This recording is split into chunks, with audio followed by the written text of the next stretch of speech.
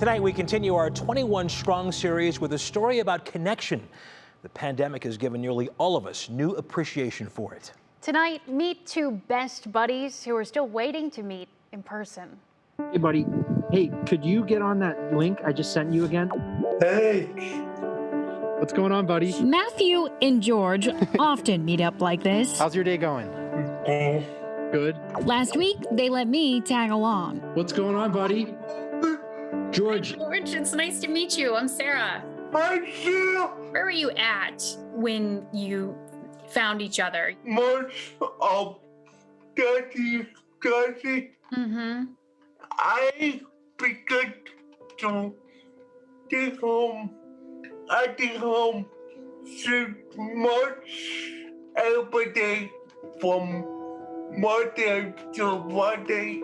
I am bored at home. I, like George, I was kind of struggling. I was also feeling isolated, bored, longing for, feeling that connection that we're so used to having with people in the pre-pandemic times. Then the nonprofit organization Best Buddies made a friendship match. Couple months ago, someone emailed me from John Carroll.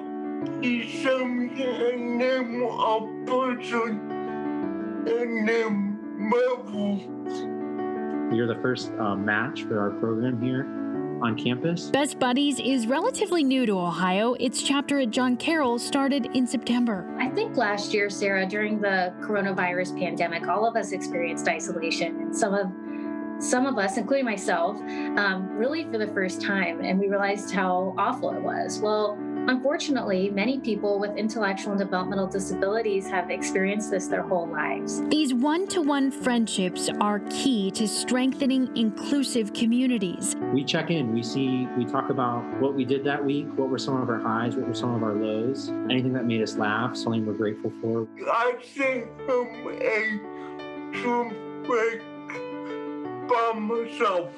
Me and him work together to figure out how he can make me happy. Matthew and George have game nights and holiday parties. They've met each other's friends and families. George has definitely established himself as a John Carroll favorite. Yeah, it sounds like through Matt, you have met all kinds of people at John Carroll, George. Yeah, but I want to meet them in person. But with the coronavirus looming, even Matthew and George haven't met in person yet.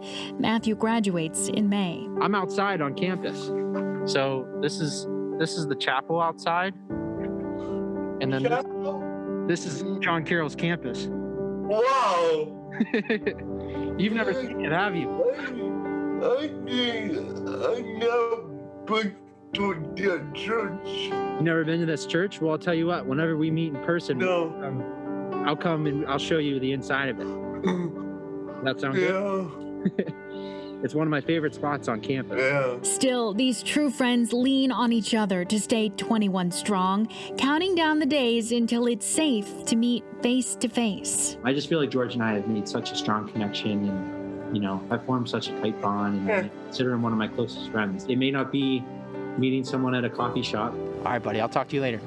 Zoom meeting, you're still able to have really meaningful conversations. Bye.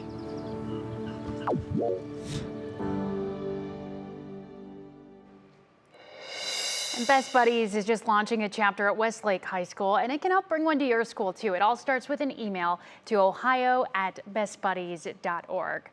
Russ, I don't know about you, but I think we could all use a buddy like Matthew or George, right? Oh, we certainly can. And that was riveting, Sarah, watching those two folks just connecting like that and just how important that connection is to them. And as you said, we certainly understand that, and all of us need a best pal, a best buddy right now, certainly. Everybody, yep, absolutely.